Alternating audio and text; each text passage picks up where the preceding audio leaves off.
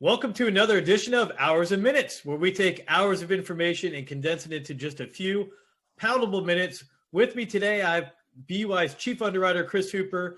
And Chris, today we're not talking about heart disease or cancer or sleep apnea. We're talking about fun and how a client having fun by way of hobbies can actually create a problem in life insurance underwriting. So we're going to go over a few, but the first one that comes up more often than I think a lot of people would think is private aviation. So different than a commercial airline pilot, but a private aviator. And a lot of times advisors will say, you know, he only goes up a few times a year, so it's probably not a big deal. Is going up a few times a year something that an insurance carrier wants to hear? Well, probably not, but let me explain.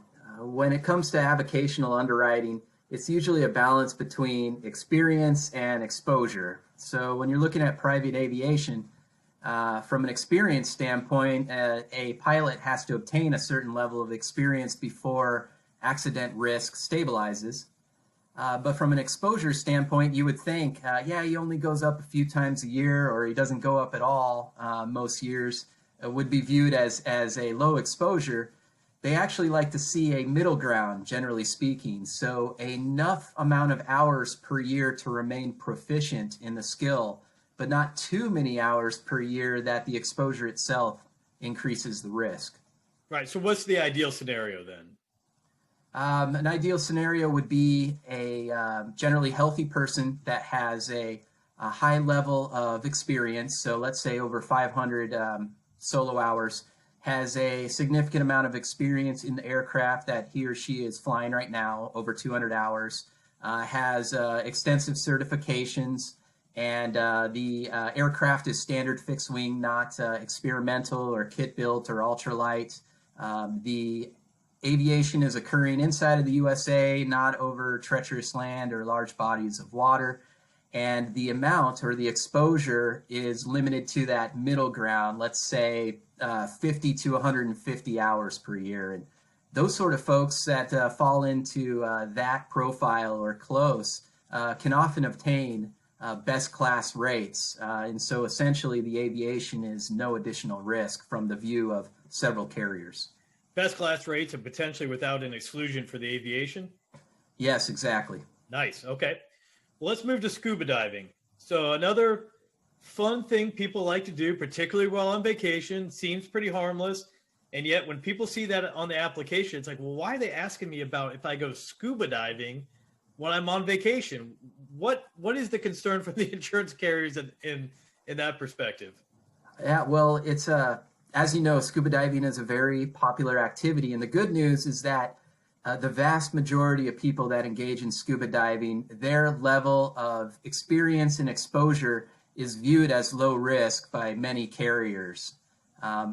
With that being said, folks that are outside of the norm, if you will, are virtually every carrier will be critical about that activity. Yeah. And then we have rock climbing. So scuba diving seems pretty harmless. Rock climbing, on the other hand, does seem a little dangerous, assuming we're not talking about somebody that's climbing the wall at their gym on a harness, with the hospital down the street. What is the concern with rock climbing, and what's the ideal scenario there? Generally speaking, with rock climbing, the carriers are going to put more weight on the exposure side of things. And so they're going to ask questions about where do you engage in this activity and where do you plan to engage in that activity. That way they can view what is the level of difficulty associated with that trek or climb. They're also going to ask about the level of gear that is being utilized. As you can imagine, or the example you gave, in a professional gym that has the rope from the top and the harness and all of those things in the hospital, critical care down the road would be very, very low risk and, essentially can get best class rates. When somebody is engaging in the activity in other locations, say the Himalayas, or maybe they're using limited or no gear, they're just free climbing, then the risk is going to be viewed as higher, and carriers are generally going to look at that and put that person in a group of higher risk. Gotcha. And And just for everyone's, benefit, Chris has created this pre-underwriting questionnaire, a reflexive tool that, given the client's background, will drill down into the specific questions that an underwriter would want to know. So if they do engage in aviation or scuba diving or rock climbing, it will automatically ask those questions so that Chris can direct your client towards the carrier that's going to look most favorably. Chris, thanks for joining. If anybody has questions for future Hours and Minutes, please email them to marketing@buiusa.com.